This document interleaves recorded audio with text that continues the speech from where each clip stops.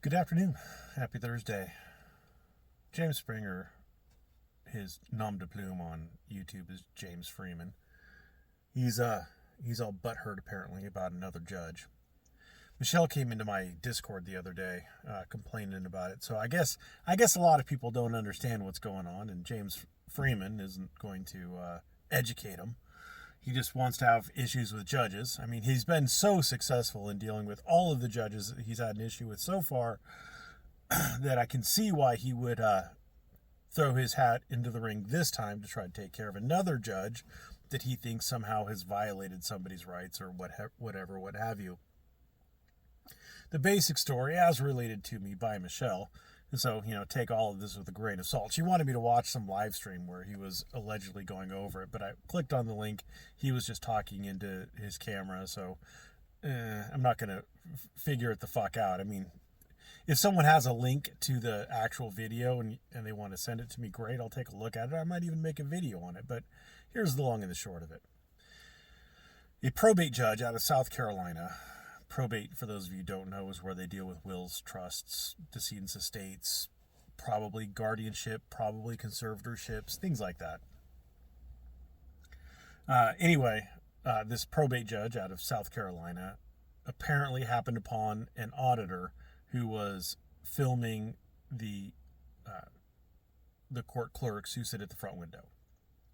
They're the ones who actually take the documents for filing, stamp them, filed, endorsed, whatever. Not the courtroom clerk, but a court clerk, right? Anyway, it came to this judge's attention somehow that this was going on, and the judge decided to take some action and held the guy in contempt, held the auditor in contempt. Now, there's probably a judge's order, a administrative order, an order of some sort prohibiting filming in the courthouse. There probably is. If not that, then there is probably an order saying that you can't be disruptive in court. And if you came to a judge's attention, even outside of the courtroom, if a judge happens upon you in the courthouse, in the seat of the judge's power, and there's an order, a judge's order saying you can't film or you can't cause a disturbance or what have you, or if the judge orders you to stop causing a disturbance or what have you, then, you can't do those things. Those things are now verboten. The judges have a lot of power. Anybody with the power to make an order, any judge with power to make an order, most likely has the power to enforce that order. That's common law. That's the basic. That's the starting point. Now, states can modify that. They can expand it. They can contract it through statutes. But the starting point is that a court has the power. If the court has a power to make an order, the court has the power to enforce that order via contempt. There's two kinds of contempt. There's indirect contempt that happens outside of the side of the judge. There's direct contempt that happens within the side of the judge, within the area the judge is aware of. It could also happen in front of a jury, etc., blah, blah, blah, right? So direct contempt happens in front of the court. The court can take summary action. The court can say, I'm sentencing you to 5 days in jail for this contempt, or what have you. At least that's the state of the law in South Carolina. I Googled it. That was the state of the law. The court can take summary action against you for direct contempt. For those of you who were watching the Young Thug, something like YSL, which means Young Thug, I don't know what it is. There's a big trial going on in Georgia right now. I only watched a few pieces of it. There was apparently ex parte and out of the, a private hearing outside of the hearing of the defense attorneys, where the prosecution and a witness who'd been sworn in met with a judge for some reason. And one of the defense attorneys took great exception to this and was moving for a mistrial or something along those lines. And the court demanded to know who gave him the information, and the attorney refused. Well, it ends up that judge held that attorney in direct contempt. The attorney did not necessarily have a right to counsel, although he did manage to bring in a couple of attorneys before he was actually sentenced on that matter. But the judge was within his right to, or within his power, even in Georgia, a completely different state, to enforce his order. He gave that attorney a direct order, and that attorney violated it, and he was within his power to order to summarily sentence the attorney. Now, in that particular case, there are rules of professional conduct that attorney was bound by, where he believes that he is not able to give up the source of the information, yada yada, and so there may be some remedy to that attorney. He already has a bond, a supersedis bond, so he doesn't actually have to start serving his sentence until after his appeal. So he's appealing that particular order of the court, and he has a pretty good shot of winning. But that's his particular case. I bring it up basically to show you that courts have inherent powers to hold people in contempt for violations of a judge's order done in that judge's presence. And it's not limited to just a courtroom. It's the courthouse, Even in North Carolina, even something on the steps of the courthouse, outside of the walls of the courthouse, it can happen. So this is a thing, right? This is a thing, and you're trying to go after this judge. I don't think is going to do anything. Number one, judges are required by the canons of judicial ethics, or whatever they call them, the judicial canons, that they're not supposed to be swayed by public uproar. They're not supposed to be swayed by public opinion. They're supposed to make their orders and their judgments based on the facts and the law, not on who gets upset by it, right? That's what it's aspirational, right? It doesn't happen all the time, but that's what they're supposed to do. And I don't think that Freeman is ever going to get enough pressure mounted to even come close to changing that judge's mind. And if, like what you could do, if you don't like a judge, what you should do is you should get someone to run against him. It's an elected position. Get someone else to do that.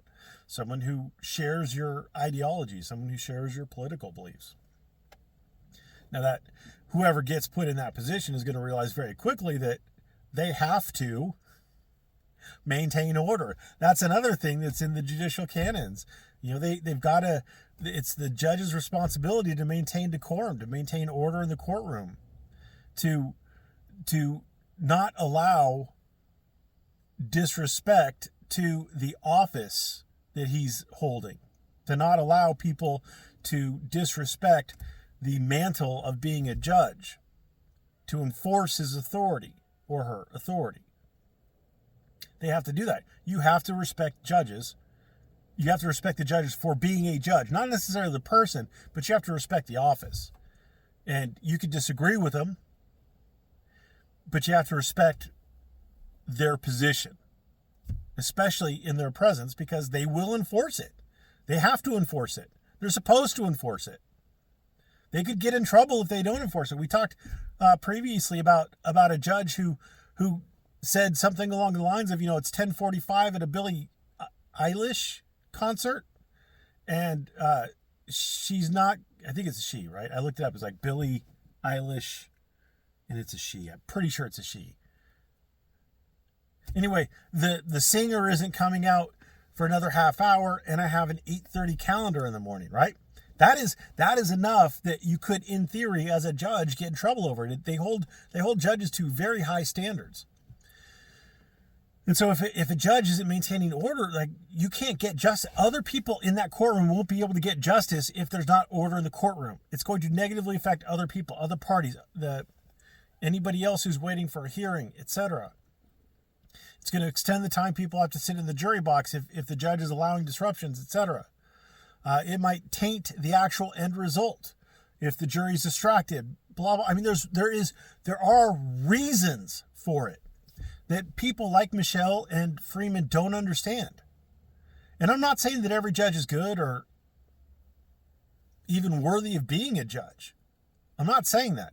But I'm saying you have to respect the position, because society needs a neutral third person to settle conflicts, legal conflicts.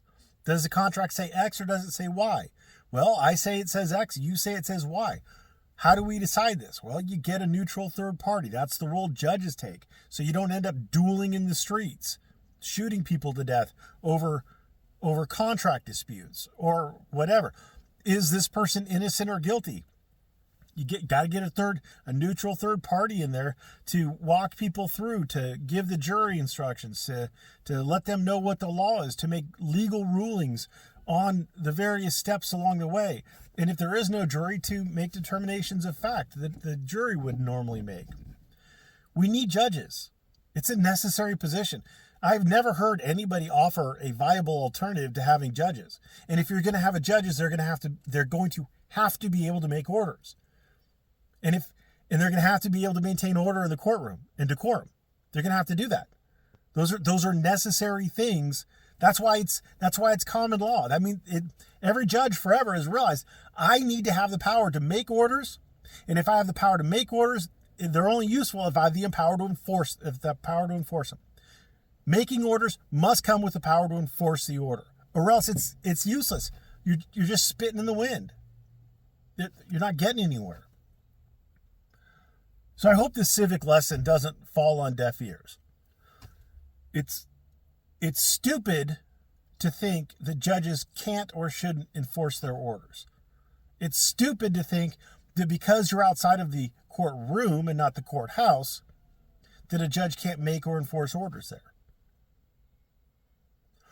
If you violate a judge's order outside of the site, outside of the presence of the court can still hold you in contempt. That's indirect contempt. Other things come into play. You got to have a hearing, blah, blah, blah, because the court didn't see it. The finder of fact didn't see it. So you have to basically prove the contempt in court, just like a trial. But if it happens right in front of the judge, the finder of fact literally saw it fucking happen. You don't have to have a trial on it. You don't have to waste court resources. The court saw you do it. There's no magical argument that could get around it. If you don't like it, you appeal. Or you file a petition for habeas if you think your rights have been violated. And good luck to the guy who was filming the court clerks. I mean, he's not going to win his habeas, but he could try it. He could file a habeas with 11th Circuit down there? In an 11th Circuit district court, in a district court in the 11th Circuit, and see if he could convince them that he has some First Amendment right. If he could convince a district court that courts don't have the right to control filming within a courthouse, if he could do that, great, more power to him.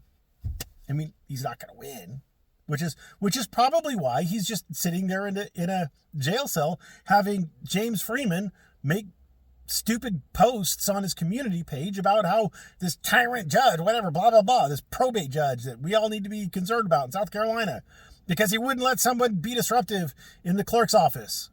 Oh no, oh my God, how terrible. Anyway, thanks for watching. Have a great day.